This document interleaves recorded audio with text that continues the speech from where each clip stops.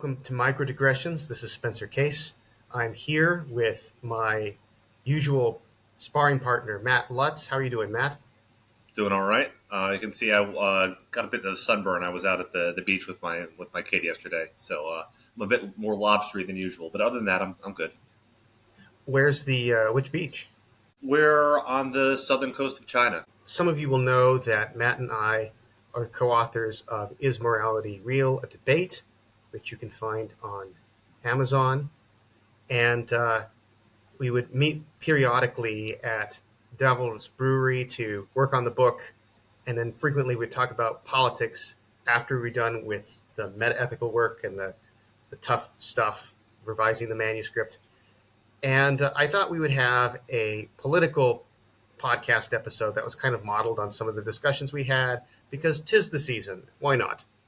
And I thought the focus of the conversation could be the Biden administration. And the reason I'm thinking that specifically is that I think normally in a presidential race, it's sort of like a referendum on the incumbent. It doesn't seem to be that way this year because we have the weird situation where both candidates have been president, either are or have been president.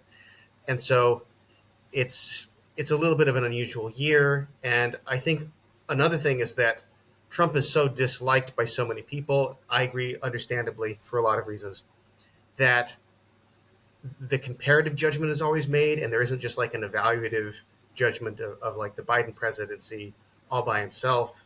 You know, if all we ever say about him is like, well, of course Trump is worse, then we haven't really given him a thorough evaluation. And so Matt and I have opposing views on Biden and how well he's doing as a president, how good his presidency is. Some of the disagreements between us are a matter of emphasis, and some of them are like more disagreement. So I would actually like to dispute some of your premise there for this conversation. Okay. So part of why I wanted to do this is, so you said that the election is usually a referendum on the incumbent, but not this time because Trump was president.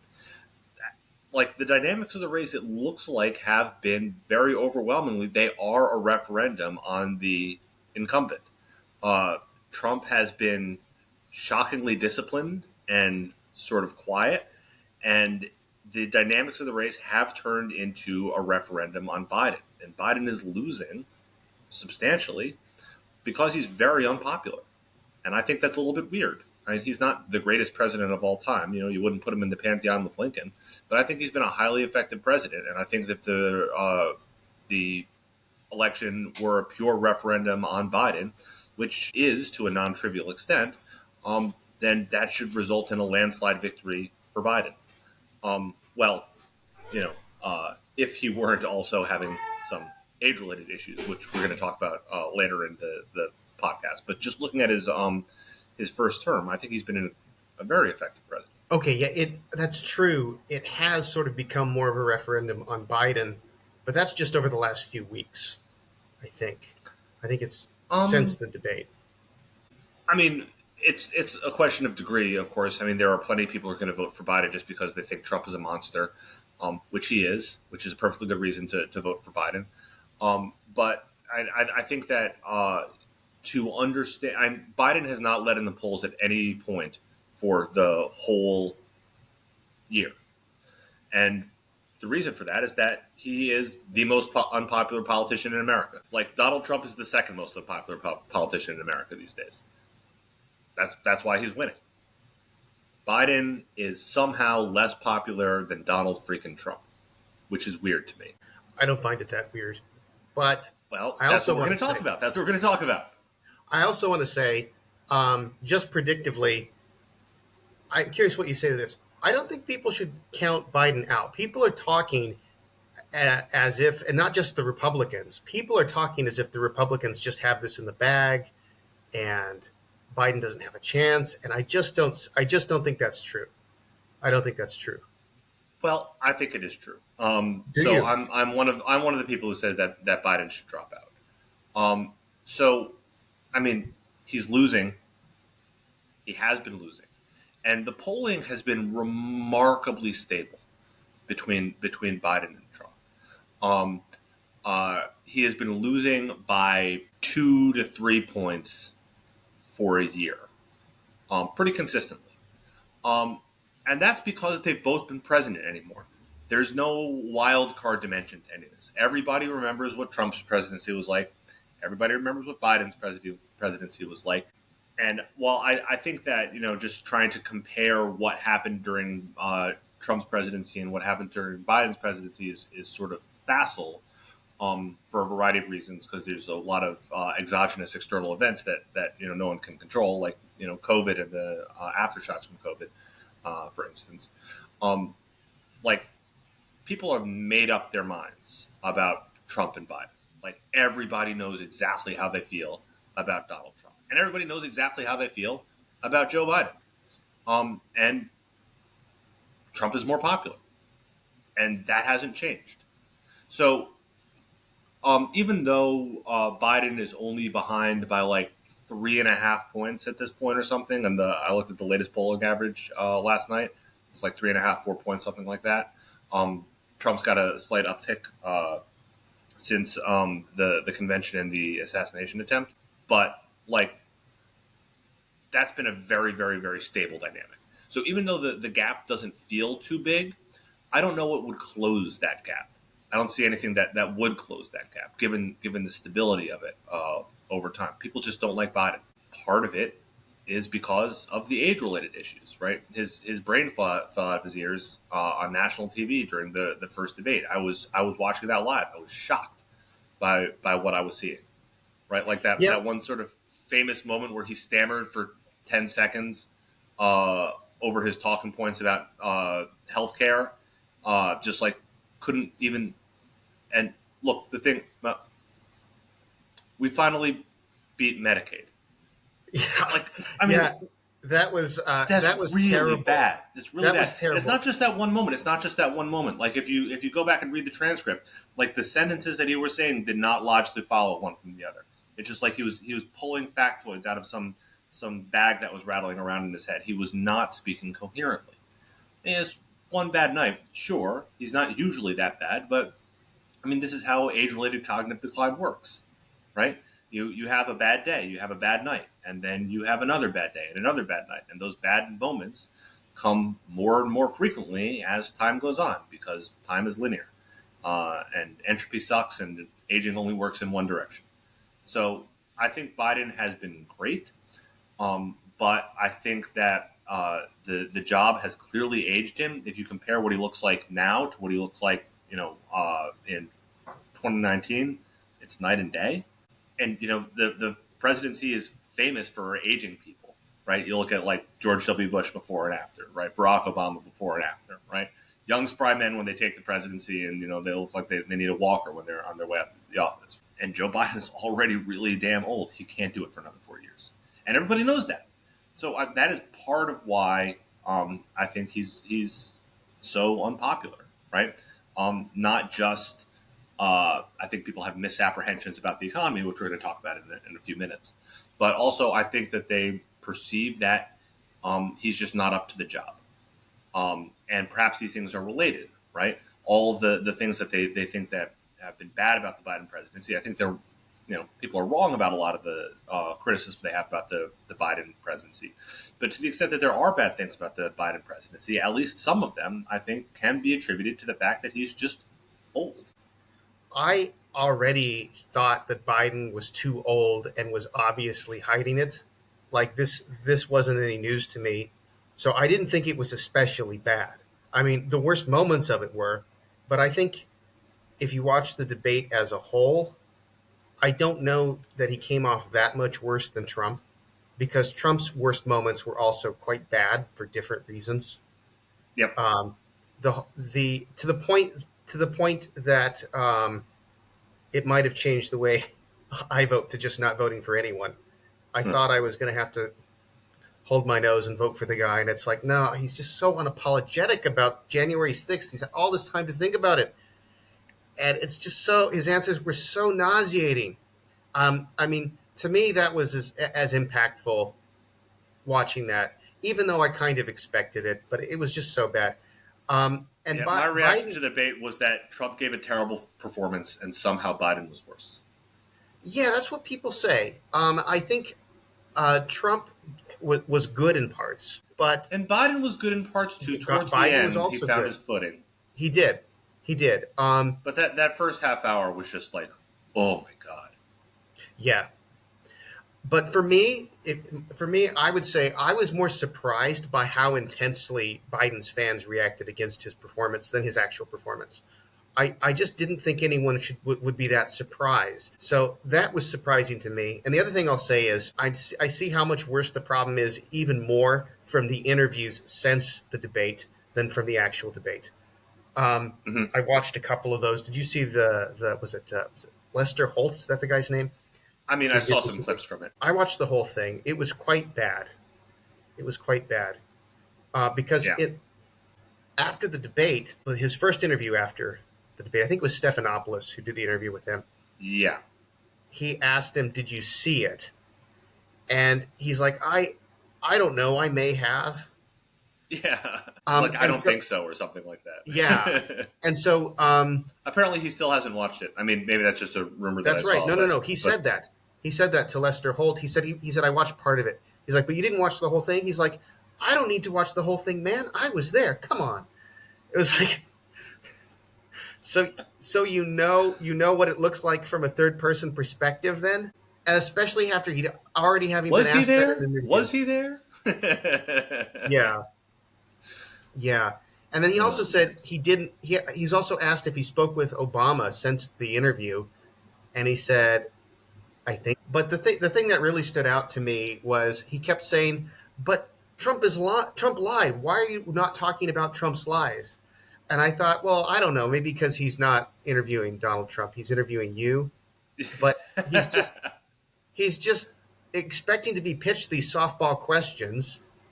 But now that his interests are no longer aligned with the interests of the Democratic Party, he's not getting what he's expecting. So yeah, I think So I can provide some insight as to why the turn on Biden was so sharp and swift. okay. So I wrote a blog post about this, which I don't know if you read. I think you did. I think I saw that you liked that post. But I've actually seen lots and lots of sort of big name political commentators say basically exactly the same thing. So when I wrote that blog post, I was just sort of venting for myself, and then reading around, lots of people is this exact same thing. And basically, sometimes Biden looks good, and sometimes Biden looks bad. And there have been it's been deniable. If you are a certain sort of person, if you are really sort of emotionally invested in Biden, you want him to do well, then the bad things don't look that bad. Sure, he's obviously old, right? He's obviously old, but is he really completely losing it? Well, no real evidence for that. So like the thing you remember like a week or two before the debate with the paragliding, the cheap fakes with the paragliding demonstration, right? Or no, whatever it was, they're parachuting, right? Paragliders, right? So they have the people come down on the parachutes, and they're watching that. And somebody's landed near them, and they're repacking their parachute. Um, and Biden just turns to go over and like wave and give him a thumbs up and say like, "Hey, it's cool, good job," right? Um, and there was video of that which was selectively cropped to cut out that he had been waving at the guy who was folding up his parachute, and looked like he just was part of a group of people and then just sort of like turned around and walked away for no reason, right?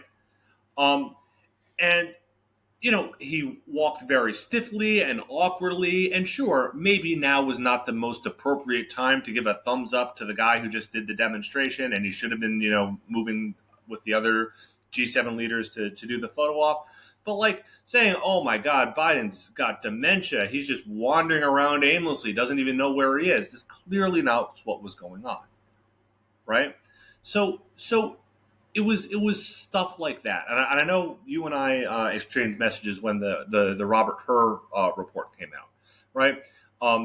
The It seemed like the evidence that he was in cognitive decline presented in the report was scant and circumstantial. and didn't seem necessary because another thing the report said is that they don't have evidence that he committed any crimes there, and that should be the leading reason not to prosecute someone. Putting in all these other stuff, that's cheap shots, right? That was that was the reason he didn't recommend it for prosecutors. He clearly did the thing that he No, was accused of. no, no. It said there are two reasons. One, he comes across as a well-meaning and forgetful old man. Two, all of the supposed evidence that Biden committed a crime has an exculpatory explanation that we can't rule out, meaning that they couldn't prove criminality beyond a reasonable doubt. And if you can't prove criminality beyond a reasonable doubt, you don't prosecute. That was in the Her report. Everybody just focused on the stuff about, oh, he's old, and they ignored the stuff about, and we don't have anything on him. And I'm like, that made me very angry, right? Hard to prove beyond a reasonable doubt doesn't mean, yeah, he clearly did nothing wrong either, you know. Yeah, well, that's why he didn't prosecute, right? You write a memo saying why he didn't prosecute, right? You say it can't prove beyond a reasonable doubt. Period. End of story. You don't need to say any more because that by itself is conclusively sufficient for not prosecuting. Wait, hold on. I thought the reason he couldn't prove it beyond a reasonable doubt was age related, so that it was because he couldn't remember why he put it there and that kind of stuff. Nope. All the evidence had an exculpatory explanation that they couldn't rule out. That was close to verbatim from the report. Okay. So I don't have it right here in front of me. I'll take your word for it. But go on. I mean, I don't have it in front of me either. I'm just remembering what I was reading at the time. So it felt like it was a whole bunch of circumstantial evidence and cheap shots related to Biden's age. And Biden has now, of course, this seems extremely suspicious, and I'm very angry about it. But, Biden has been kind of insular, doesn't do a lot of public appearances, and the ones that he does, is behind a teleprompter. It's come out he hasn't had a cabinet meeting in like a year or something like that, right? He just works in the Oval Office with the inner circle. And the inner circle have been saying, look, Biden is on top of his game. He's sharp as a tack, as good, if not better than he's ever been. He's smarter than me, which of course is puffery, right? But I figured it bore at least some semblance to the truth, right? So my impression from having observed the evidence of Biden's decline, together with just sort of like the nature of the evidence of that decline, weighed against the sort of statements from people who knew him best, I figured, sure, he's lost a step. He's 81 years old, but he's still basically with it. He could still basically do the job. And you might think that that's ridiculous and naive, and in retrospect, yeah, kind of was. But that's what I figured. And that is what everybody in Democratic politics had figured as well, for very similar reasons. And so when they were faced with incontrovertible evidence of cognitive decline during the debate, it was genuinely shocking. And it caused a massive recalibration, saying like, oh, so he's old, right? Like it's a problem, old. Oh boy, yeah, we got to do something about this, right? Like that was the time when just sort of it clicked for a lot of people, Democrat left-leaning politics. They saw it when they hadn't been able to see it before for the first time during the debate. And then everything has cascaded from there. So you think you were guilty of being a little bit irrational, even though the evidence was ambiguous, because there were these explanations available. Like, of course, his opponents aren't going to be charitable to him with these video clips and stuff. Yeah. I mean, sure, irrational. Right. Most of the people saying that he was, old and out to lunch were exactly his opponents, right? And they're not going to be charitable. And the people who are on his side were saying, no, he's great, he's perfect.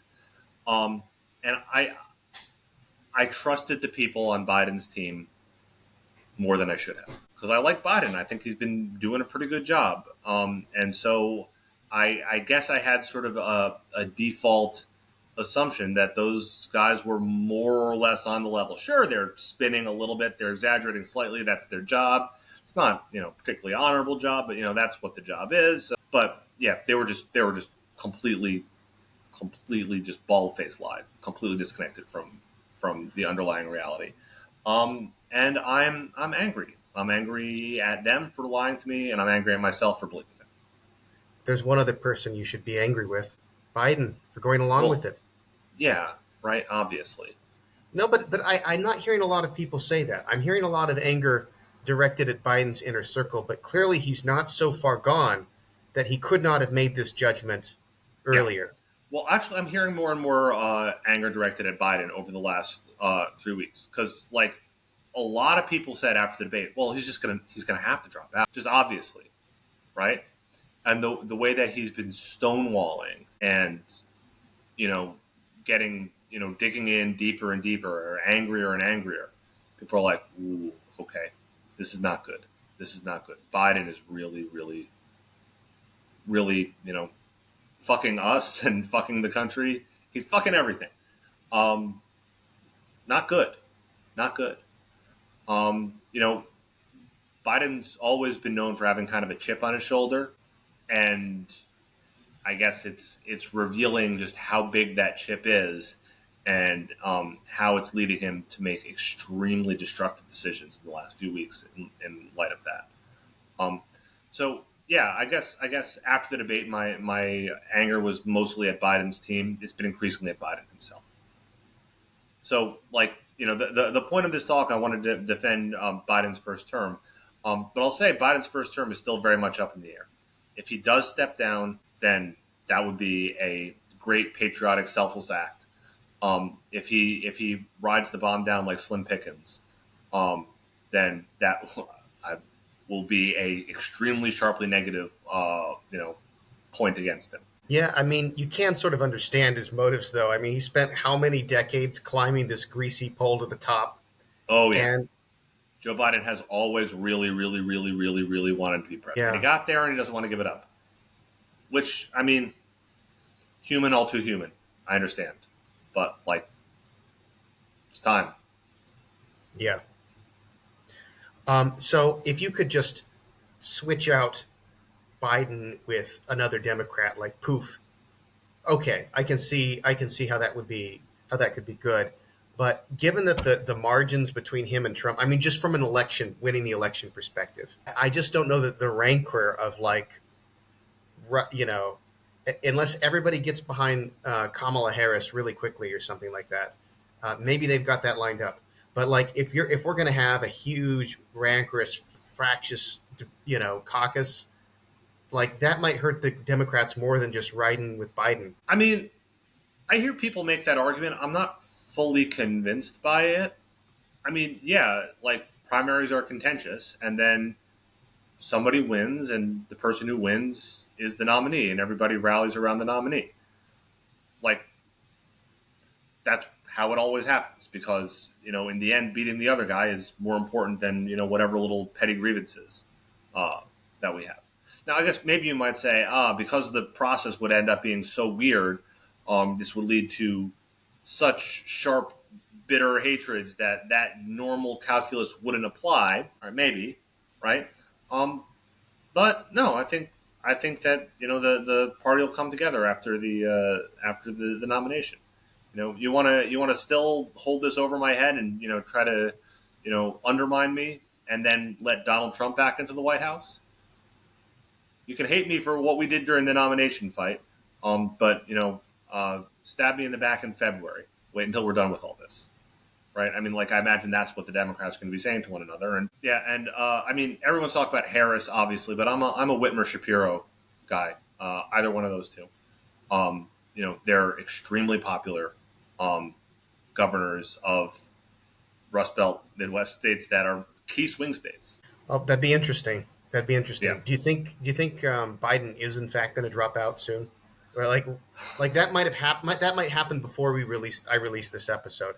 People Yeah, are who talking. know? I mean, like, Yeah, it feels like every time I wake up and check the news, check Twitter, see what people are saying. It's just this roller coaster of like another key defection, right? Nancy Pelosi calls for yada yada, and then like you know a minute later, it's Joe Biden says, to hell with all of you. I'm never going to drop out. Whatever, you can pry it from my cold dead hands.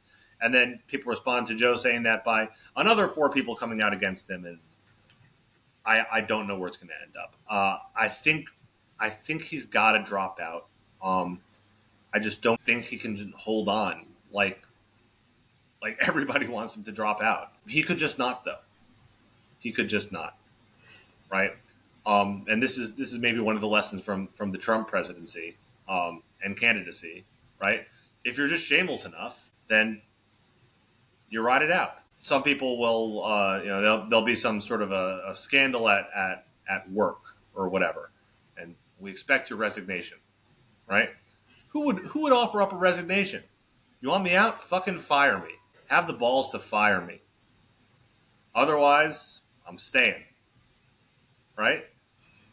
I mean, maybe that's I don't know, dishonorable somehow, but like I don't know, I'm kind of on that side, right? If you want someone gone, you fire him, right?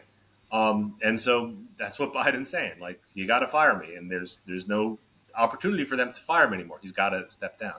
I mean, like there kind of is. It's apparently technically within the rules for the delegates to not support Biden. Like the way that the bylaws for the Democratic Party are written and saying like they need to um, do a good faith effort to support the. I forget exactly what it is, but there is a little bit of wiggle room written into how the delegates should be acting. So maybe there is room for delegates to just not support Biden. There was a press conference where Biden gave where he seems to release the delegates to vote for someone else. Right? He said that hey, they can vote for somebody else. That's fine. They're not going to, but yeah, sure, vote your conscience, whatever. So maybe there will be a coup at the convention, even if Biden doesn't step down. Um, but yeah, there is a okay. very real I'm a, possibility here where Biden just says nope, nope, not stepping down. 500 people, 1,000 people, every single person in the United States is coming to me and saying, please, please, Joe Biden, step down. And he's just going to Bartleby the Scrivener at him. I would prefer not. I'm afraid this episode is going to get really dated if we don't get to actual Yeah, okay. Sorry. issues. Well, we are trying to recreate the free flowing feeling of our after work beers at the bar, and I think we're doing a good job of that. But yeah, That's okay, let's true. let's get on to the less immediately dated aspects of the conversation. All right. So you wanted to defend Biden on the economy. Go ahead and tell us why. So the economy is extremely good in the U.S. right now, like unprecedentedly good in many ways. Stock market all time highs, wages all time highs, unemployment all time lows. Well, not quite all time lows, but very very very very very very low by historical measures. The economy is doing fantastically. Um, the major complaint that people have about the economy is inflation. And there was inflation, but it's come down substantially. They just released the inflation numbers for June, -1%. Sorry, -0.1%, -0.1%. So inflation is currently at zero ish, right? At least for the last month. Year over year, it's still around 3%. So still got some coming down to do. But if we're just looking at the last couple months, inflation's done. Inflation's been beat. And inflation was not Joe Biden's fault. Inflation was a global phenomena following COVID. There was a massive surge of inflation everywhere in the developed world following COVID. Why? COVID related things having to do with changing consumer spending patterns, having to do with supply chain issues. But fact of the matter is, this was a global phenomenon. So you shouldn't blame Biden for something that happened everywhere. And the U.S. economy has rebounded much more strongly from COVID disruptions than any other economy in the world, more or less. But it is, you would much rather be in the U.S. right now than the U.K. or France or Germany, any other major developed economy. The U.S. is doing gangbusters. Now, you might think that this isn't because of anything that Biden has done. The president doesn't have as much control over the economy as people like to think. But Biden has passed a number of major pieces of legislation which have brought the economy to where it is today. There was the American Rescue Plan, large stimulus package in the later part of the COVID pandemic. There was the Inflation Reduction Act, which didn't really probably do too much to reduce inflation, but was a huge investment in infrastructure. And he passed a couple of other infrastructure bills as well. There was just an infrastructure bill, the Infrastructure and Jobs Bill, and the Chips and Science Act, which was aimed at increasing manufacturing in computer chips and other cutting-edge technology stuff. And as a result, manufacturing has been shooting straight up since a year into Biden's term. Trump liked to talk about bringing manufacturing back, but manufacturing was flat throughout Trump's presidency, and it has gone straight up since Biden's taken over. Now, manufacturing isn't the whole economy, but it's an important part of the economy. It's a part of the economy that a lot of people care about. And you can draw a pretty direct line between Biden's policies, the bills that he's shepherded through Congress, which have been aimed at increasing investment and which have successfully done so. The thing that people complain about the most, if you see like on social media, they talk about like, oh my God, fast food is so expensive.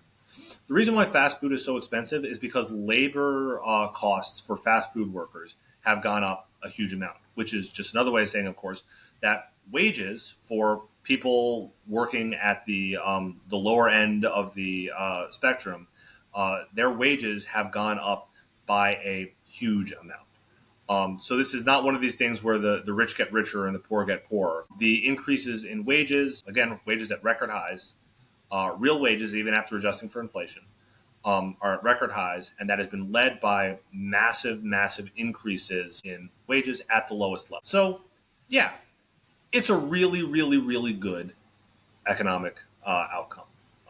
Among the developed nations of the world, there is no country with a better economy right now. And I think Joe Biden can be held responsible for at least some of that. And so this is sort of like my major shake my fist at this, because like people have very low approval of Joe Biden, and consistently in opinion polling, they say that the thing that matters to them most is the economy, and that's where he has his strongest negative numbers, right? They strongly disapprove of the way that he's been handling the economy, which is insane because the economy is really, really, really, really good. Okay, to give you one thing to support what you're saying, there's an op-ed in the Washington Post called "Everything Americans Believe About the Economy is Wrong," that makes a lot of the same points about inflation and wages and that kind of thing. So, yeah, people seem to think the economy is worse than it is. So I guess I'll grant that. I don't really want to press too hard on that. I've looked at the Bureau of Labor Statistics. They've got that calculates the unemployment rate. Mm-hmm. Yeah, so they've got 6 ways of calculating unemployment, and so U1 is just like 15 weeks unemployment. I forget what U2 is, and then U3 is like everyone outside of the workforce, I think. Oh, And that's employment population ratio. Okay, and then U6 is unemployment plus underemployment. So you've also got people who are in part-time jobs who want to have full-time jobs. Some economists say that that's the best measure. So that's at 7.7%, which is somewhat better than average. The average is around 10. Yeah. The difference between 10 and 7.7 It's on big. that number is enormous. Yeah. Okay. So that's fair. I don't know how much like either way, good or bad, we should credit or blame the president for the economy. I'm sort of suspicious. Like, I think it's completely absurd that the price of oil on election day should matter at all and how people vote, like that kind of thing. I think there's a kind of tendency to want to attribute So that is things. silly, but the U.S. is currently producing 50% more oil than Saudi Arabia. Under Joe Biden, oil production has gone up substantially, and also investment in electric vehicles, green technologies of various kinds, solar and batteries. Biden is genuinely pursuing an all of the above energy strategy that everybody talks about. Biden's done it. He's in many ways broken OPEC because the U.S. is producing so much more oil and natural gas than Saudi Arabia that the U.S. can set prices. OPEC can't. I don't hear him advertising that. He doesn't advertise that because the environmentalists don't like that fact. And Joe Biden, one of the criticisms that I have of him is he has valued inter-party solidarity among actually making a compelling case for his presidency to the American public. The environmentalists don't like the fact that he has contributed massively to fossil fuel production, so he just never mentions it. And so Donald Trump is running saying, "Oh man, Joe Biden's been cutting all the oil production. When I'm president again, then we're going to drill again," which is completely divorced from reality. But Joe Biden doesn't correct him on that because that will make salient a feature of his policies that will cause him trouble within the Democratic coalition. And so he would rather lose to Donald Trump than make the environmentalists sing. Okay, I genuinely didn't know that about oil production. This is the first time hearing of it. True fact. So thank you. Push back on the economy a bit. Well, I mean, you sort of conceded this, but the Penn Wharton budget model says that the Inflation Reduction Act didn't reduce inflation, or they said they projected, I think, 0.1% inflation reduction, which rounds down to nothing. Like, Yeah. it's within the margin of error. Like, Yeah. that's it did add to the deficit. It's not doing anything to reduce inflation. Maybe it had other good things it did. Long run, it reduces the deficit. Long run, it reduces the deficit. Okay. Manchin insisted on that. And then more substantively, I'm worried about how large the deficit is, like the deficit and the the debt. It's like the deficit is like 1.9 trillion right now, which I mentioned to you the other day. Like, the inflation adjusted price of all of World War II was like 4 trillion. This is 1.9 as a deficit. And I think what happened is, like, we got into this emergency spending during the COVID era. I mean, actually, of course, you could find the problem earlier, right? Like, we've been spending out of control like crazy, but it really got ramped up during the COVID thing, and that's like our new baseline for how much we're spending, and that's got to come down, I think. Yeah, I agree with you on that. I think the economy is very good right now, which is why we should be raising taxes or cutting spending, right? It's time to put a bit of a brake on the economy. We can take it; it's doing really, really well right now, and then use those increased taxes to pay down the deficit. And cut spending. Some combination. Okay, I don't see much interest in that kind of pivot coming from anyone right now. Nope. Nope. So yeah, I agree that's bad. Right. So again, I don't think that Biden is perfect. There are places where I will gladly say that he's been bad in prioritizing making the environmentalists happy over Donald Trump is one stupid decision that he's made. Staying in the race, at least as of this recording, is another stupid decision, and not caring about the deficit. I think that's another stupid decision. The deficit hasn't mattered for decades, so people have just gotten used to not caring about it. But it's gotten actually pretty enormous right now, and with interest rates up, it's getting to be a big problem. So this needs to be addressed sooner rather than later, and nobody cares to do it. Biden least of all. Okay, I guess that's it for the economy. We'll move on to my hit. Right. Yeah, Biden. So we're going back and forth here, right? I'm talking about some things that I like about Biden, and then you can talk about things you don't like about Biden. So, okay, the economy is good, says Matt. What's bad, says Spencer. Okay, I already told you what this first one's going to be, and it's this student loan forgiveness program or series of programs that he's rolled out.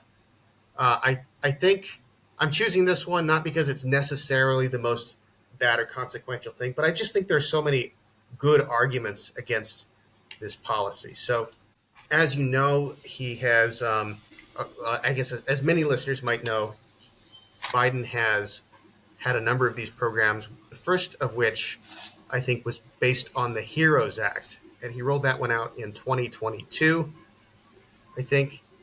And it was struck Sounds down by right. the courts. Like the cost of this was in the hundreds of billions. It was struck down by the courts. It was. I mean, for one thing, it cost a lot of money. It seems kind of facially unfair because what he's calling forgiveness is actually transferring debts from people who, one, agreed to take them out, agreed to take out these college loans, and already benefited from quite a lot of subsidies, transferring this to other taxpayers who don't get the primary benefit from their college education. I know there is a positive externality effect, supposedly, from more people being educated, but the Well, he's primary not really beneficiaries, transferring it to other taxpayers, although that's kind of the problem that we were just talking about. It's just adding into the debt, right? Because this which we're was going to have to pay down eventually. or inflated away or something, right? There are multiple ways to deal with the debt, but yeah, right. He's just putting it into the debt. Well, whether it's inflated away or whether we keep paying interest on it forever, it's going to be transferred to them one way or another, one form or Yeah, another. yeah. So I so this got struck down, and it was cynical for the reason that it was supposed to be based on an emergency, the emergency being the COVID-19 pandemic.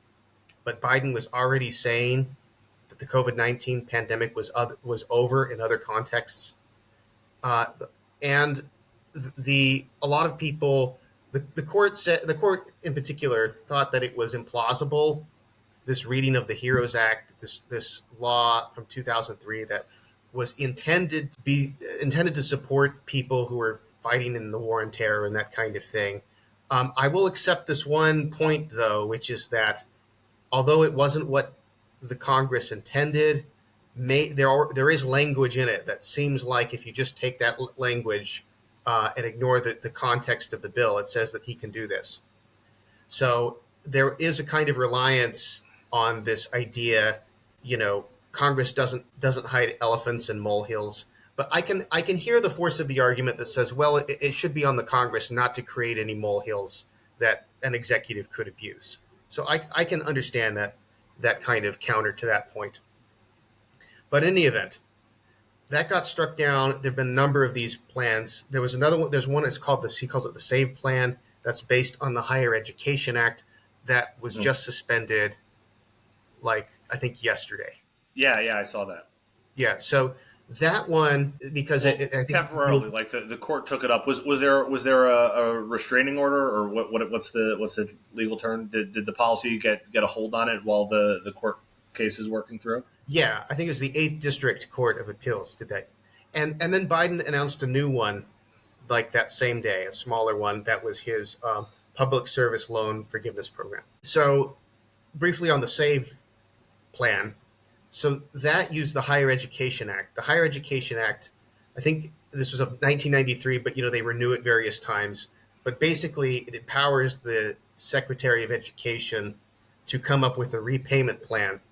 But they were setting the repayment plan so that for a family of four making like $67,000 a year or less, there would be $0 required per month would be the required payment and no interest. So it was in effect using the payment plan to introduce a non-payment plan, which seems cynical. Seems cynical. And so things I don't like about this, other than the fact that it's hugely expensive, like a Penn Wharton budget model for this latest one said that the estimates range between like 389 billion to 559 billion over 10 years, and the difference between those numbers is like moral hazard, like how many new people are going to go and take out new subsidized loans over the next 10 years. So it isn't all just that amount isn't just the amount of like debt that's being repaid. But anyway, it's expensive. I really don't like the fact that this seems to be the executive spending hundreds of billions of dollars of his own prerogative and finding some flimsy post hoc rationalization in the vast corpus of U.S. law. So even if I see the point that that's a reading of the law, it isn't against the letter of the law, I still think there's something against the spirit of the Constitution here, that the executive should be faithfully upholding the laws, not coming up with his own idea of how to spend money and looking at some highly strained reading of whatever text to get whatever result he wants. That seems really bad. Okay, so those are some reasons I don't like that policy. I guess I don't really disagree with much or any of that. I don't think that the student loan forgiveness policy is a good policy. It was a campaign promise that he made, and he's just been looking for post hoc rationalizations, ways to get that done. I mean, so the more recent versions, which are targeted at lower income families, are more defensible on just sort of like a sort of ad hoc redistributionist program. Like the original one was like mostly favoring doctors and lawyers, right? Discharging students. discharging their grad school debt. And this is about people who are genuinely poor, or not poor exactly. No, 67,000 up to 225% of poverty, which I understand is still not super great. Yeah. So maybe I shouldn't have said this is not genuinely poor, Oxfam. but it's at least more targeted towards people on the lower end of the income spectrum. So that's more defensible. Just on if you're into broadly progressive redistribution programs, this is one way to do that. Although it's sort of like a weird and shitty way to do that. Right. If you're, poor and don't have any college debt, then this doesn't help you at all. Right. So, yeah, I don't think any of this is great. To the extent that I'd push back on it, I just don't think this is that important. I mean, the numbers are big. And, the looking for any loophole in the law to do whatever you want, that's not great either. But like every president does that. Bad feature of the constitutional system as it works now in general. So, I can see why you are frustrated with these programs, and I agree they're not great. I just put that as a minor minus, compared to the major pluses that there are on Biden's side. Again, he's not perfect, so I think we agree that this is one of the areas in which Biden has not been good. Let me say a little bit more to try to justify why I think it's a big negative, not just a tiny negative. So, in terms of the cost, there's the cost of the program, but what's not factored into the Penn Wharton budget model here is the likelihood that this will encourage future presidents to come up with their own repayment schemes. This is setting a further precedent, and I think it's setting a precedent that encourages more like pen and phone actions. More executive can do more and more, spend more and more money without Congress's say so. And he could very easily go to Congress with this and campaign on it and try to get votes. He could very easily do this. Yep. But he's choosing to do it in this way. And it's also, there are complaints that this recent court has put a hold on it. Oh, this is throwing the system into chaos. Well, that should have been predicted. Yeah. Like the court blocked the last one. Whose fault is that? Mm-hmm. I find this whole thing. And next time there's a Republican president, those repayment numbers are going right back up again. How's you think? Well, yeah. I mean that. Yeah. I mean, I guess you've looked into this more than me, but the way that you describe the current cancellation plan is working is not really like proper cancellation. They just set a repayment plan so that under a certain income level, your monthly payments go down to zero. Well, oh yeah. Oh, that's If true. Trump is Yeah, elected, then he's going to set a repayment plan where the monthly payments are substantially higher than zero. that's true. However, the other thing is there are worries that people might hold out and just like wait for the next Democratic president to get in office and have it cleared, you know? Yeah, So that's a further cynical thing. There's going to be difficulty collecting this, including debt that hasn't yet been forgiven. I suspect people are going to be not overly eager to pay more than the absolute minimum because it could just be wiped away someday. Anyway, all bad stuff. yeah, maybe. I mean, you never want to just pay the monthly minimums because then your interest rate, you like that can spiral out of control. I guess I just don't have anything to add there. I just thinking personally, I'm fortunate enough not to have any student debt, but I would be making the full payments every month and not just hoping for a cancellation at some point, because you don't want that number to just keep on going up while you wait for a savior. It's I just me. guess that's true. All right. I guess that's it for that one. Yeah, I mean, I guess Going. just one last note on that is that I just want to like the more the better points you were raising at the end there about how this leads to pen and phone policy making. Yeah, that's bad. But that's the imperial presidency. That's what's been going on for a long damn time. So this is again not something unique to Biden. This is an infirmity in our constitutional system that's been getting worse ever since the George W. Bush administration. Oh, ever since the Wilson administration. Well, I mean, sure. It's particularly accelerated since Bush, but yeah, I mean, since since the Washington administration, there's been struggles over exactly the limits of executive power. All right. I feel like I've spoken my piece about that. So on to my next point, where I think Biden has done well. Foreign policy. Foreign policy. Biden is known as a foreign policy guy, and I think that he has a good reputation for being a foreign policy guy. He's got good relationships with other world leaders. He has strengthened our alliances around the world, and he has done good things in the foreign policy arena. Getting us out of Afghanistan was a very good thing. Um, he has not started any wars. He has ended a war. He is at -1 wars. He also basically ended the drone program. So we're not drone striking people around the world just because we don't like their politics anymore. Not it hasn't gone down to zero, but dramatically curtailed from the height during the Obama and Trump years. So all but ended the drone program, ended the war in Afghanistan.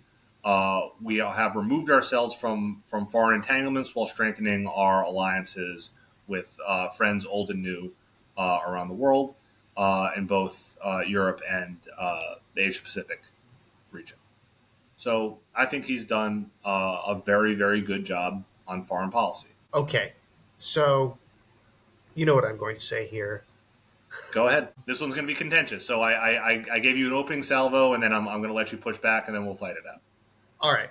So, I have mixed feelings about getting out of Afghanistan, but I see why you think that we had to.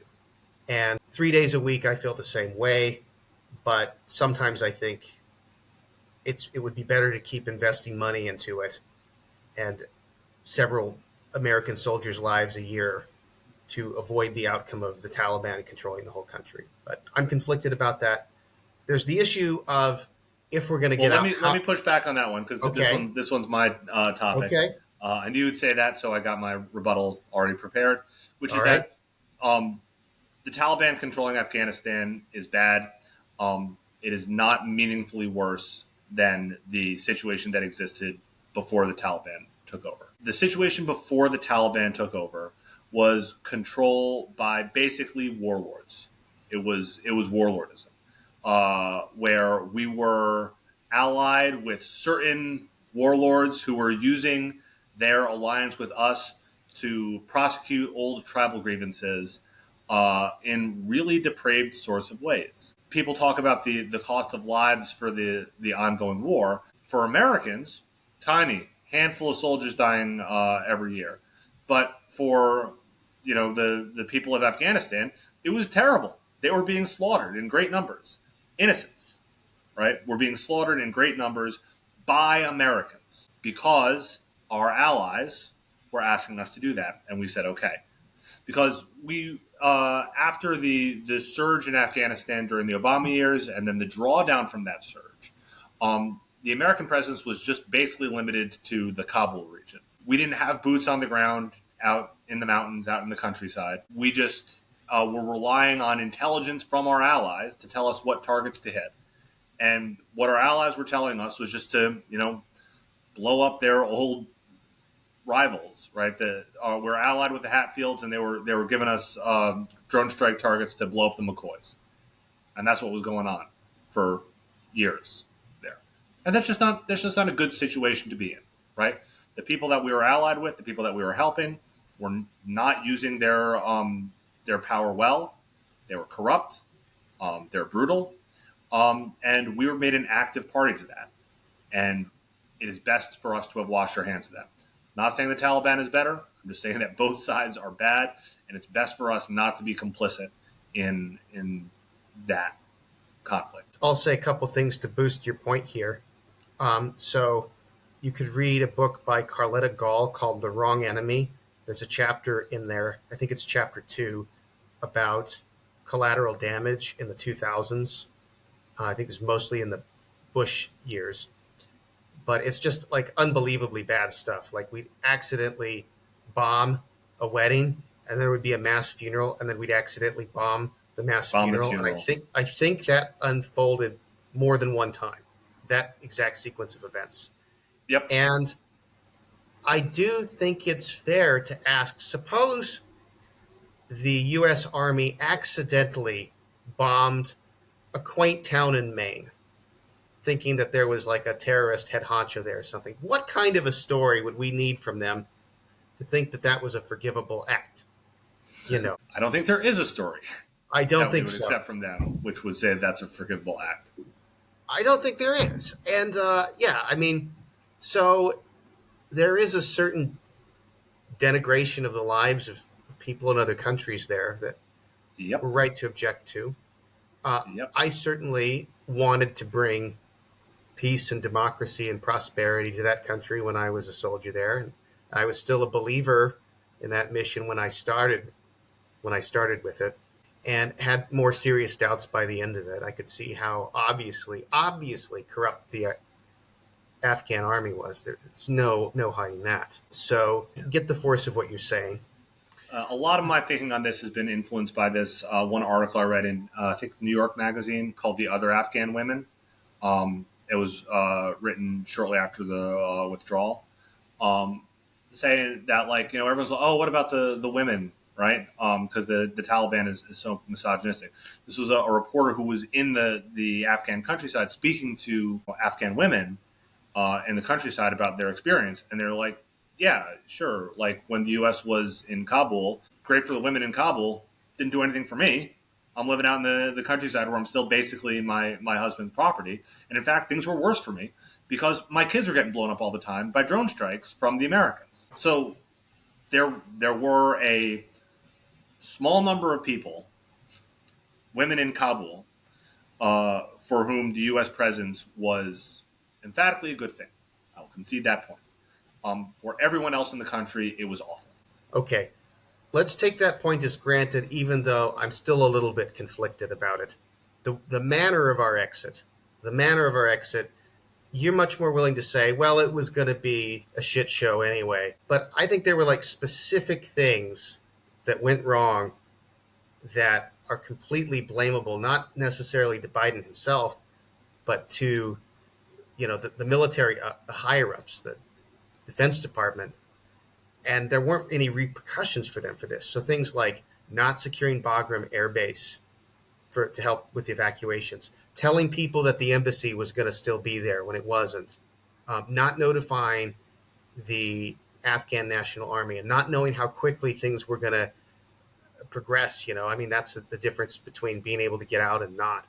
So, and I know I can also understand the utilitarian point that says, okay, yeah, there's some really bad images of people clinging to planes and all that, but that's a few people. There were 13 soldiers, and then I guess 10 people killed in the counterstrike that targeted the wrong vehicle.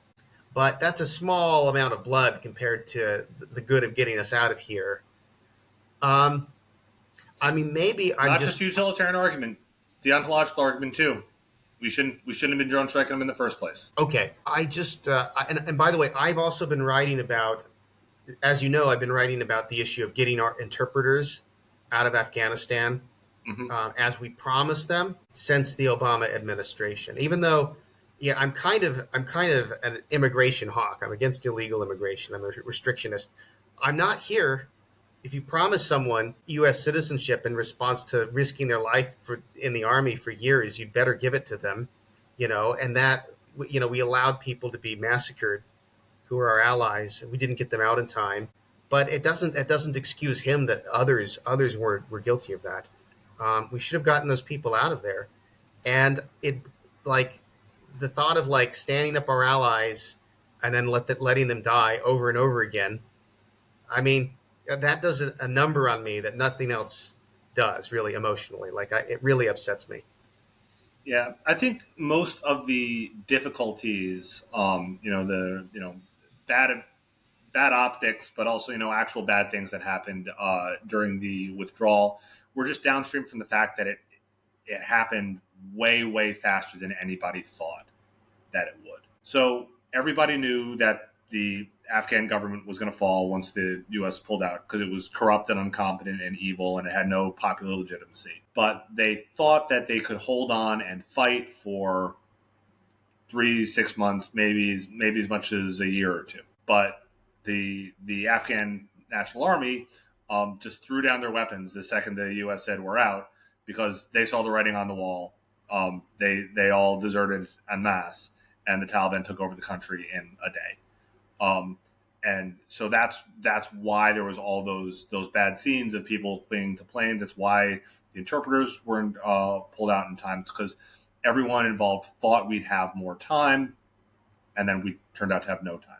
The Biden administration made heroic efforts to get people out during that time, and they were extremely successful given the short time frame they're working on. I saw numbers like 124,000 people evacuated from Afghanistan in 2 weeks or something like that.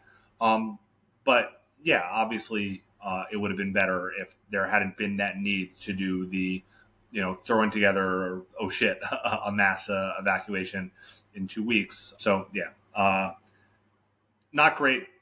Fundamentally attribute that to an intelligence failure. People failing to understand exactly how bad the situation with the Afghan National Army was. Although I would say this just goes back to strengthen my original case. We should have been out of there in the first place. The reason why everything collapsed as fast as it did is because the Afghan government had zero popular legitimacy, right? It was a corrupt and evil government being held up entirely by the U.S. That's why it collapsed immediately once we left. Should someone have been fired, someone high up, for that intelligence failure? Seems to Sure. me someone Yeah, should that have was been that was fired. one of the few good lines that Trump had during the first debate, right? He talked about how Biden never fires anybody, right?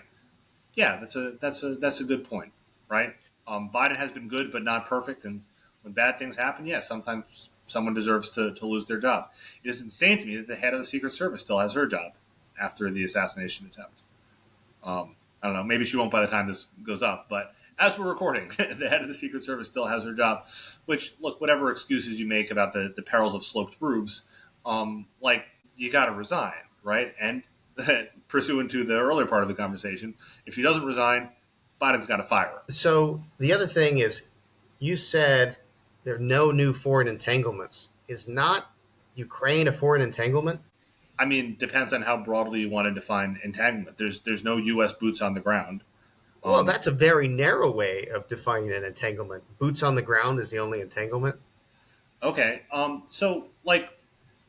Ukraine's been going on since 2014. We've been providing them weapons since 2014, right? You might remember that Donald Trump was impeached the first time for failing to deliver weapons that had been appropriately authorized by Congress. not a new policy. This is a continuation of the older policy, which has become much larger due to the larger scale invasion that happened 2.5 years ago.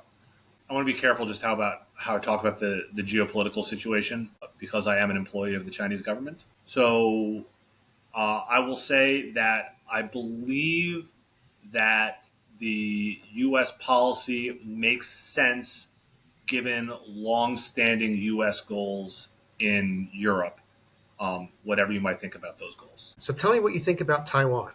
I'm just kidding.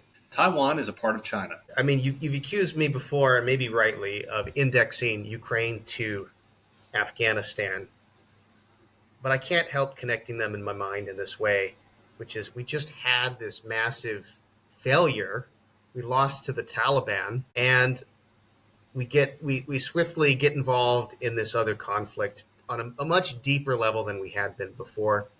And I was supportive of this at the beginning, but it's made me increasingly nervous because I just don't think that we have the willpower to see anything like this through. I think there's just this pattern of supporting our allies and then losing our nerve and letting them get killed. And I think that's going to repeat itself. I think, of course, Putin's invasion of Ukraine is evil and wrong. But I also don't know that we can stop it. I mean, if it were before Iraq and Afghanistan, I would say, yes, let's be the good guys. Let's fight against the bullies of the world. Let's, supply the Ukrainians to the hilt and use all of our might to economically isolate Russia and all this stuff. I just don't think we have it. I don't think we have it in us to see this through. And so we should never have undertaken it. I mean, support for Ukraine polls extremely well in the U.S., in both the Democratic and Republican parties. There is a minority group within the Republican Party who is not in favor of continued support for Ukraine. Biden has been a huge cheerleader for continued support for Ukraine. So to the extent that you are worried about the U.S. withdrawing support from Ukraine, then that is a reason to be in favor of Biden's Ukraine policy. It would be if there were no risks involved with continuing to support Ukraine. And I mean, there's always risks. Yes, but very serious risks. So those risks include, one, encouraging people to fight, like giving them the sense that, like, it would have been one thing, it would have been bad enough if Putin just rolled in with his tanks in Kyiv and crushed the Ukrainians rather quickly. But like to prolong that, and then they lose anyway, like with or without our support, that's a real possibility that Ukraine loses. And then what will we have accomplished? Like, we're not on a huge winning streak as far as wars go. Ukrainian people support the war by like 95% or something like that, right? They're defending their own country there. I think that it is wrong to think that like we're forcing the Ukrainians to fight or anything like that, or even necessarily providing them with any sort of false hope. If the Ukrainians hadn't been supported, then Russian prospects for a total victory would be much greater, which the Ukrainians are obviously strongly opposed to. There is the worry that, like some would say, is far-fetched, but there's the worry it could escalate all the way to a tactical nuke being deployed. And I'm worried about that. I mean, I know that Putin saber rattles for rhetorical effect, but, expected utility, you have to take into account the small chance that he really means it. And, this is not a person who's going to have a life post being a dictator, right? Like, he sort of has nothing to lose other than to go all in. So I'm worried about tensions with Russia. I'm worried about our involvement there. Like, yeah, those are worth worrying about. But like, it's, I think, important to keep in mind the position of the rest of Europe here, right? What about the Baltics? What about Poland? If the U.S. is not stepping up, then they are even stronger than they have been. And this is something that Trump talked about. And, this is another thing that he was correct about, right? NATO had fallen asleep. They'd been gotten too comfortable with U.S. Protection and had not been contributing enough to Europe's defense. I mean, Obama had said that too, but Trump really made a point of it, and that was right.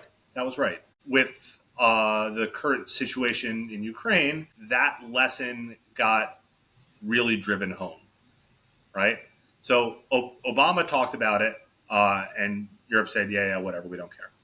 And then Trump made a big deal out of it, and Europe was like, fuck you, right? We hate you, Donald Trump. And then the war in Ukraine escalated, and all of a sudden everyone in Europe went, oh, shit. Good point. Good point. In particular, the more Eastern European countries, Poland in particular. So I think that the scenario where the U.S. provides less support to Ukraine is not one where there is less support in general going towards Ukraine. It's one where there is more support coming from Ukraine's friends in Eastern Europe, which I think means a greater chance of escalating to a regional conflict. So Poland getting dragged into the war is possible and scary. but that That's would be what I'm more NATO. worried about than nukes at this point. That would be NATO getting involved, right? It would.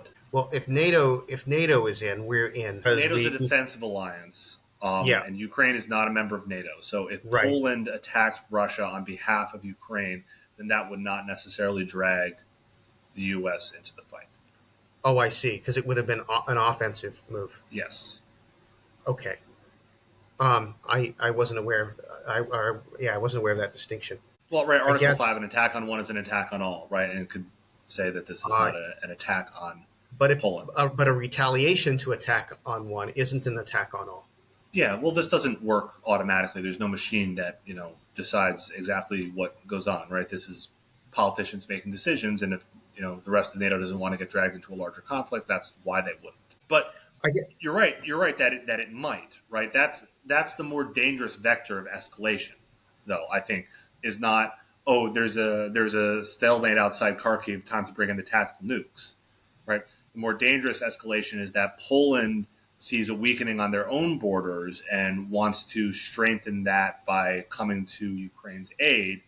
And then that brings a NATO country into more direct conflict with Russia, which can then lead to a larger regional war or a larger war involving NATO.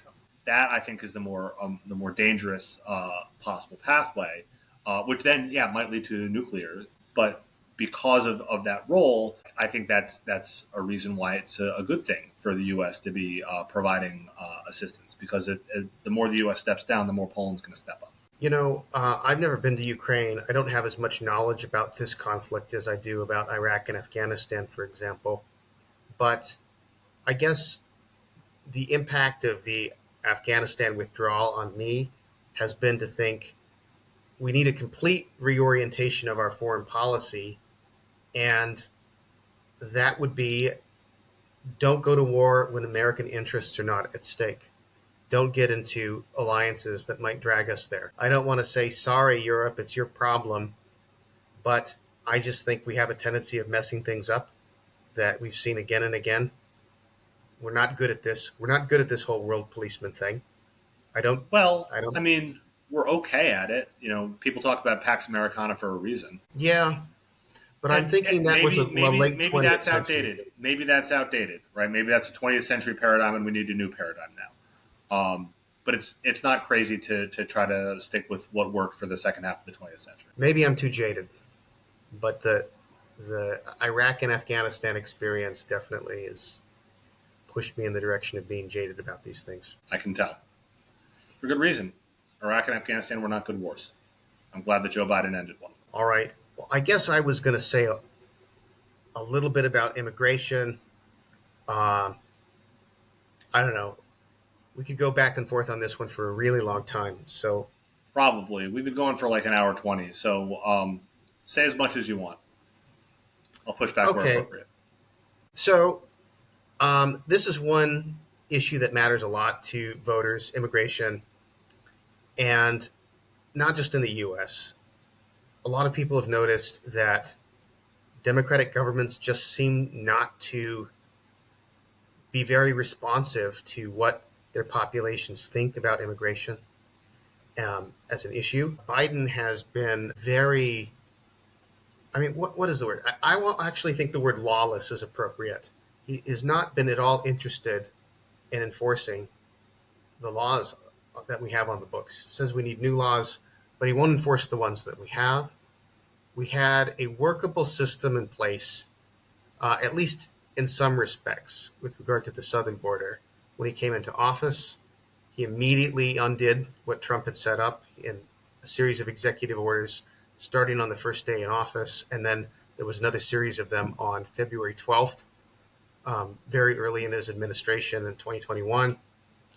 And there are huge spikes of illegal immigration after he got in office compared with previous years.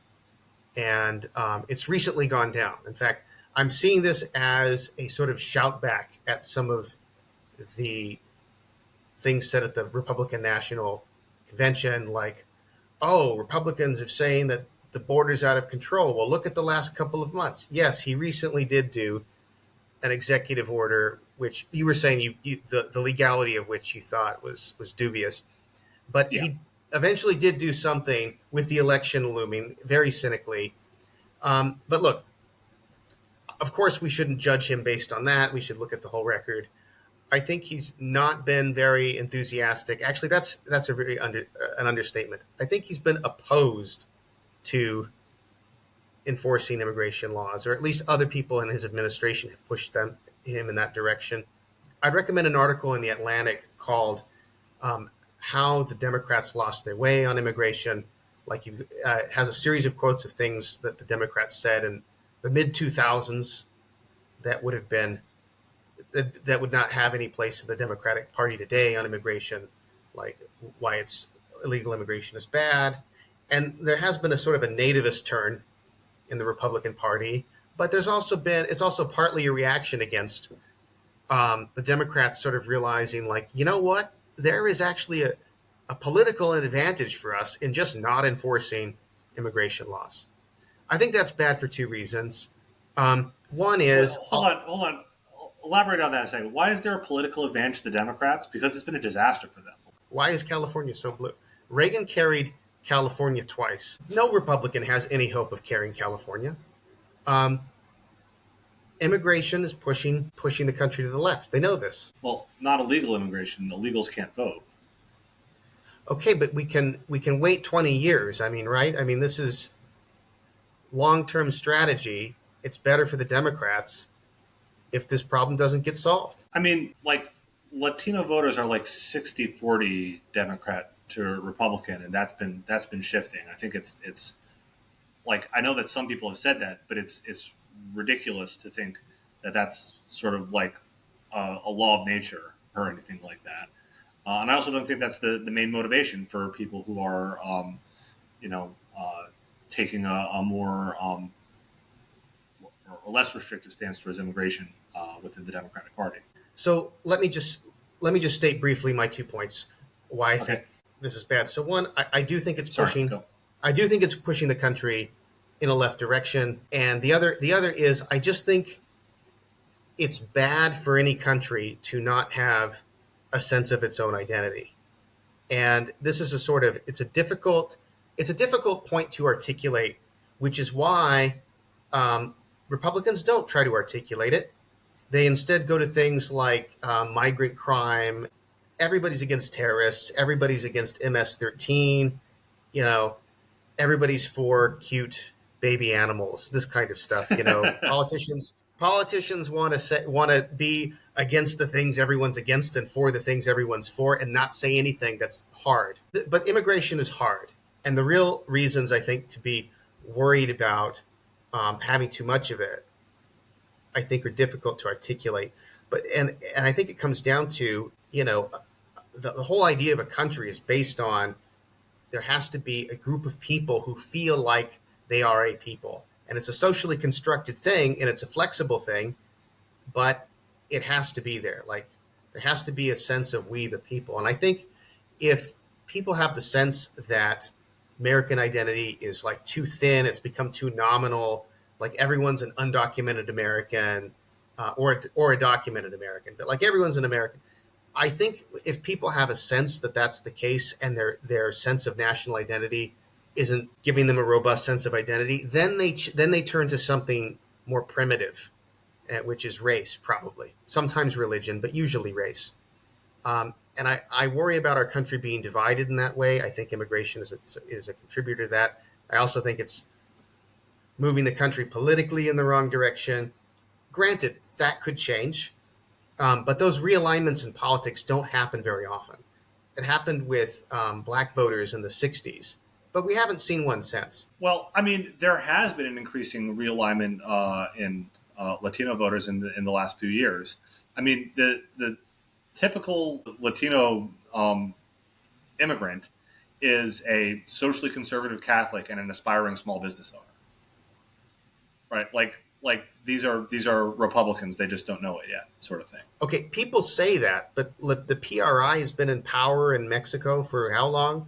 I mean, look at how people vote in Latin American countries. It's not like for Republicans. Yeah, and you know what? A lot of people are leaving because they don't like it. That's why there are economic migrants to the U.S. It's not because they love the economic system of the Central American countries. A lot of libertarians have tried to give me this line that if you're moving to America, then you must love its economic system or its values or something. Well, I don't think there's anything necessary about that, but I mean, I think that there's a presumption that that's going to often be the case. And when you're talking about it like a "we the people" thing, you know, I think it's a line from Reagan. I'm paraphrasing very broadly here, but something like, you know, if you love truth, justice, and the American way, then you're an American, regardless of where you were born. So we're just trying to get all the Americans into America. Yeah, that I think is a bit glib. I do like Reagan, but that is a bit glib. I agree with that sentiment entirely. I think it takes a little bit more acculturation than that. Um, Look, we'll take them to Applebee's. We'll give them the bottomless wings, and then, you know, they'll be as American as you or I. yeah, that's cute, but like I don't buy it. I mean, I don't buy that. It's I don't think that it's that thin. I don't think being American is just a matter of an idea. I don't think people who agree with Well, me I'm talking are about Chinese or Americans. I started by talking about, you know, like a love of, you know, American democracy. He said that's not enough. I'm like, okay, well then we'll take them to Applebee's and we'll get them on board with that. That's not enough either. You know, it feels like nothing would ever be enough. If they're Well, not it born in is. America, then they don't get to count. They don't have that deep essence that was infused into their soul by being born on American soil, and therefore they don't really count as an American, and therefore they don't deserve. Like that seems crazy to me. Yeah, it's also a straw man. Sure, but you have yet to articulate exactly. I mean, you said this is a very difficult thing to articulate. I honestly don't know what the fuck you're talking about, Spencer. Believe that. I believe that. I think I don't agree on who you blame for that, but I think that's true. Are you Chinese?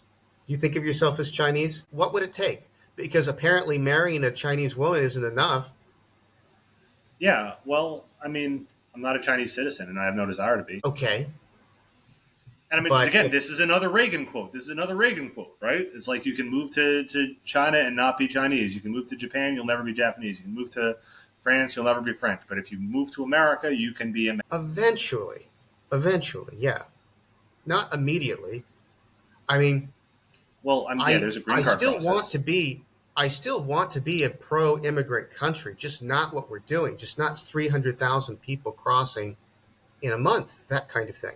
I would prefer Uh, more. okay, I think we will not agree on this. Yeah, I don't think we're gonna get close to that either. Yeah. Hey, my family's Ellis Island, right? I mean, maybe not literally that, but you know, in that sort of immigration wave around that time in that area. Um, and that's my model of what good immigration policy should look like, right? Not chaotic, you know, flooding across the border. There's a checkpoint. You go there, you get checked out, right? You give them your information. There's a health check. Today we've got better resources for doing a background check or whatever. So you get one of those. But then stamp on the paper, welcome to America, Mister, and then they give you a new last name because they couldn't pronounce your own last name, right? and then you move to Brooklyn and you start your American life, right? Like that's how my family came to America. That's how lots and lots and lots and lots and lots of American families came to America, and I think that worked really, really, really great.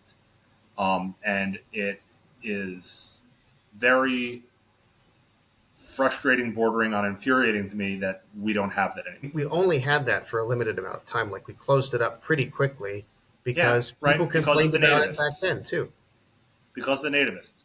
Like, look, this is the only argument that like I really give any credence to. Which it frustrates me that I need to give credence to it, but I do, which is that there are a bunch of nativist jerks in the U.S.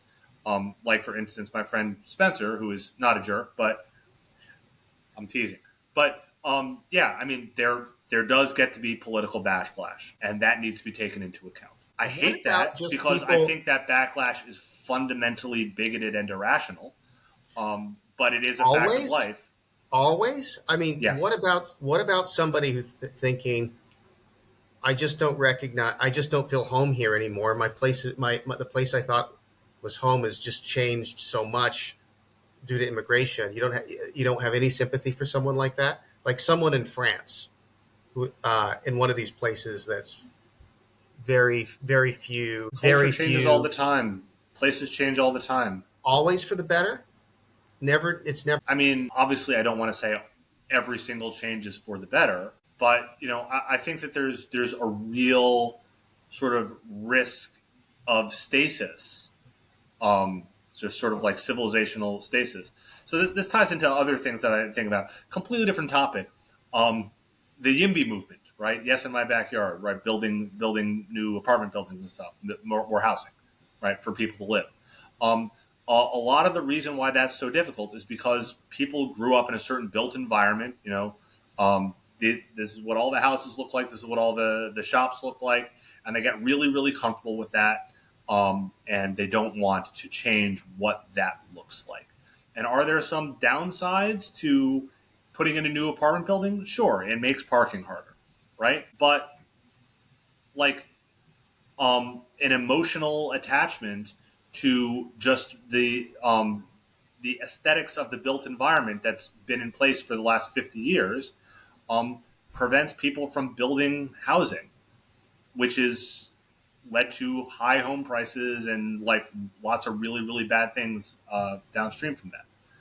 And like, sure, I get emotionally, right? Like I went and walked through the town where I grew up a couple years ago. Went past the house where I grew up. My parents don't live there anymore. The house was renovated. Everything in the building in the town has changed. Not like I remembered it at all. And yeah, it felt a little bit like it's a bit frustrating. That's a bit weird. I don't like that. I kind of wanted things to be just like they were when I was a kid. But the town's better now, right? It's better for the people that are there. And when it comes to immigration, to take it back to the topic at hand, yeah, like maybe some things get lost. Maybe soccer becomes more popular and baseball becomes less popular, or whatever. If there's a lot of migration from Central America, and then the same little league teams don't form anymore, and then that might kind of suck for you if you like really valued your time on the little league team. But like you get way better food, you get way better music, you get new neighbors, you get people contributing to American prosperity, the American experiment. Immigration is on net a massive plus for the American economy. To bring it back to my first point, Don't believe it. well, then you don't believe numbers. I don't believe some economists. That's true. Um, so I think that what you're talking about works so long as you've got a culture that really can assimilate and really can make everyone there feel like a we, like an us. And everyone wants to be a part of that who's coming, or not everyone, but a significant enough number. Um, I'm not sure that we have that. I'm not sure that we have the same kind of We do. um, The sort of culture that sociological we have. measures for like measuring integration. The U.S. is the best country in the world for achieving integration of immigrants. There's a problem Well, in France, right? So if you're worried about integration and you're French, this is something to be legitimately worried about, because there is no integration in French culture, and it's actually a huge problem. We don't have that It problem is a in US. it is a huge problem in France. We are better at this than France, but we can overtax that resource. This is not an endless resource that we have. This ability to assimilate immigrants, we have it to a great degree. We don't have it endlessly. And I wish people would stop pretending like it was this infinite capacity that we could just take all of the world's poor and they're all going to be Americans in 2 years or something like that. I think that our capacity for assimilation gets greater the more that we do it, right? I mean, if you've got a completely homogenous society and then you got one new person, then that's going to be weird, and they're going to stick out and they're going to have trouble getting along with everybody else. If you've got a huge, panoply of people from all different places, if that's just what the country is, then another person is not going to, be taxing a limited resource like that. All right. I think that we could go on for some time, Yeah, but I think I've said what I want to say, and I think you've said what you want to say. I'll give you more I'll or give you less. one last chance to take a crack at explaining your immigration stance. I think discerning listeners will understand it. Okay, I'm insufficiently Um, discerning. I said I would be brief, and I haven't been already. So let's wrap it up. Any final words, final statement on the political situation? Biden's been a great president. The best thing he could do was just fucking quit. That's what make him a top five. I Wow. Okay. don't know about top five. I'm exaggerating. To wrap things up, he's been great. He needs to drop out. I'll leave it with your last word. So thanks for joining me, Matt. You think he's been terrible and he needs to drop out. No, I think he's terrible. He should stay in and take the licking he deserves. All right. Well, then agree to disagree on both of those parts then.